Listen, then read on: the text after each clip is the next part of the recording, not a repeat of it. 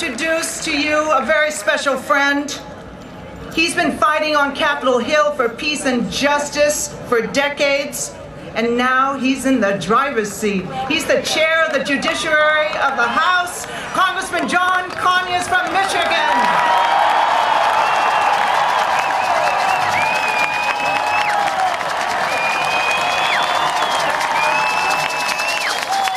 Brothers and sisters, I'm so glad you're all here.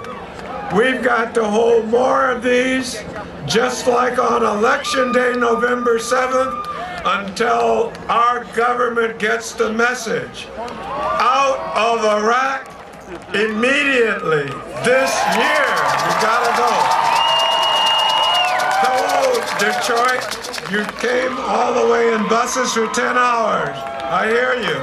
Hello, Code Pink. I hear you. Hello, Institute of Policy Studies. I hear you. But George Bush has the habit of firing military leaders who tells him the Iraq War is failing. But let me tell you something. He can't fire you. He can't fire us. But we can fire him.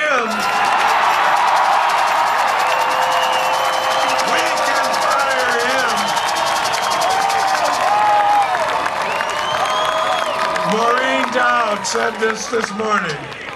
Has anyone in the history of the United States ever been so singularly wrong and misguided about such phenomenally important events and continued to insist he's right in the face of overwhelming evidence to the contrary? Has there ever been anybody in American history? There certainly hasn't. Now, we marched and protested and legislated against segregation and then against the Vietnam War. Today, we march and protest and legislate against the war in Iraq, and we continue the great tradition of struggle of the people. Today's march is a continuation of the vote on November 7th. The history's clear. When our country's at a moral crossroads, it takes the cries and the outrage of American people to force Washington to do the right thing. That's why we're here.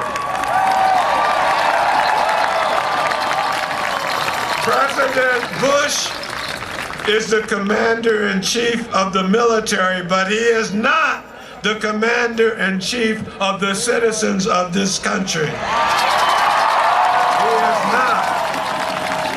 Vice President Cheney has said repeatedly, Congress can't stop me, but we must stop him.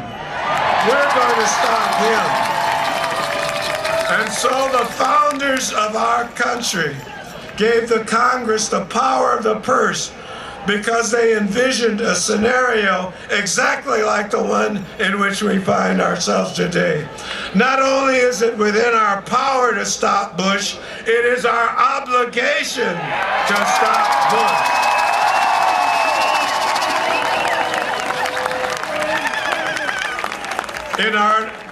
The founders of our country gave the Congress the power of the purse because they envisioned a scenario exactly like the one in which we find ourselves today. Not only is it within our power, but we're going to do it by holding rallies every week, every month, every day until we stop this illegal, immoral war in Iraq. We've got to do that. The people can prevail.